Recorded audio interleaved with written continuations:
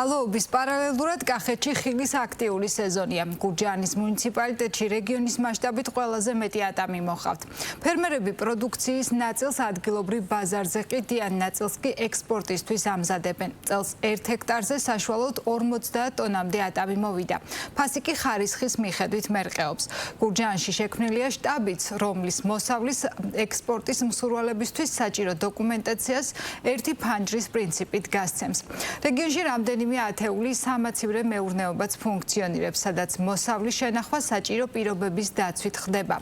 ადგილობრივებს იმედი აქვთ, რომ მიღებული შემოსავლით საკუთარი მეურნეობის კიდევ უფრო განვითარება შეძლებენ.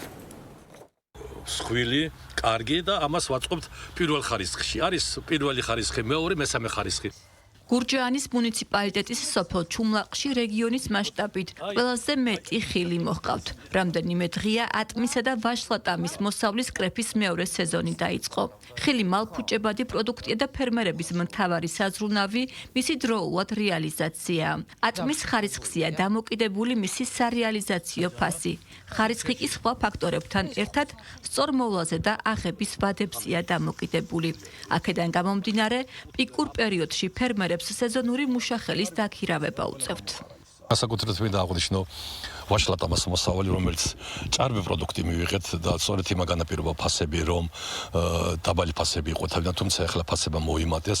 ეს იმის გამო, რომ ერთ-ერთი მიზეზი ჭარბი პროდუქცია. მეხსენებათ, რომ ერთ-ერთი ატმის ქვეყანა არის ჩუმლაყი. ჩამოდის ძალიან ბევრი ხალხი დასავლეთიდან, მეგრელები განსაკუთრებით. დაახლოებით აი გეტყვით, რომ დილით რომ გამოხვიდეთ 5 საათზე ალბათ ერთი 300-400 კაცი მაინც ადგას, დაახლოებით 1000 კაცი მაინც ჩამოდის და გვეხმარებიან მოსავლის აღებით. ჩვენ უხდით, რა თქმა უნდა, ძალიან კარგად უხდით, 70-დან 80 ლარამდე უხდით და ფერმერებიც კმაყოფილები ვართ, რომ მოსავალს დროულად ვიღებთ და არ ვაფუჭებთ ამ მოსავალს. წელს ატმის საშუალო საჰექტარო მოსავლიანობა 40-50 ტონამდეა. კილოგრამის ფასი 2-დან 3 ლარამდე მერყეობს. შიდა ბაზარზე ფერმერებს ხშირ შემთხვევაში მეორე და მესამე ხარისხის ატამი გამოაქვთ. ფასთან დაკავშირებით ფერმერების შეფასებები განსხვავებულია.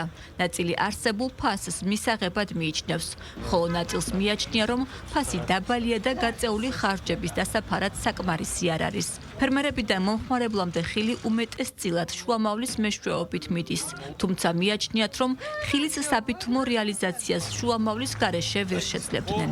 ჩაბადების პრობლემა არის, რაც თავარია. ფასი არ აქვს ისეთი, რაც მოყვანაჯდება. მაცივები მუშაობს, კი, როგორ მუშაობს, მაგრამ ესეთი ადამიანს ამას მაცივებზე არ მიიღებენ, იმიტომ რომ ეს არის უკვე მომწიფებული არის უკვე. ზებრა მაქვს ახლა მოტანილი ყვითელი.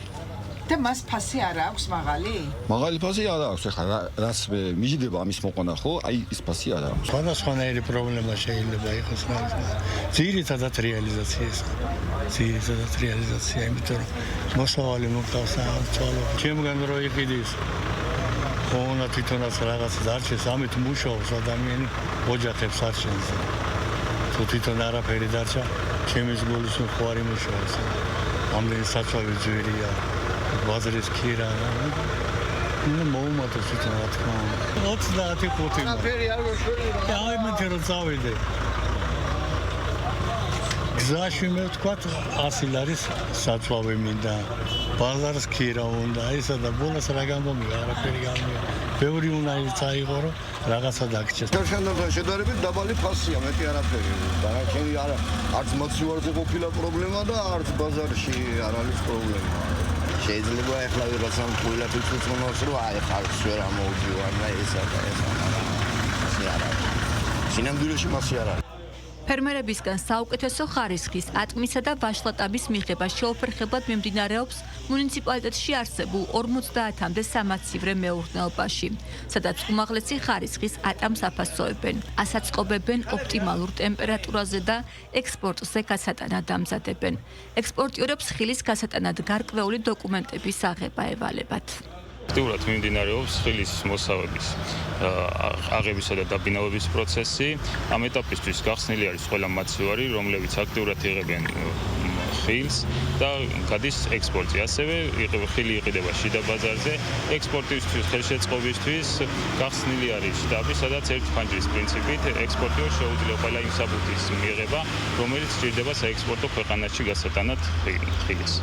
დაახლოებით კახეთის მასშტაბით ველოდებით 30000 ტონამდე ვაშლატამის და ატმის მოსავალს. ხარისხი დამაკმაყოფილებელი არის საექსპორტო ბაზრებისთვის. ხილის ხარისხი არის იდეალური, ვიღებთ ვაშლატამას, ატამს, კლიავს.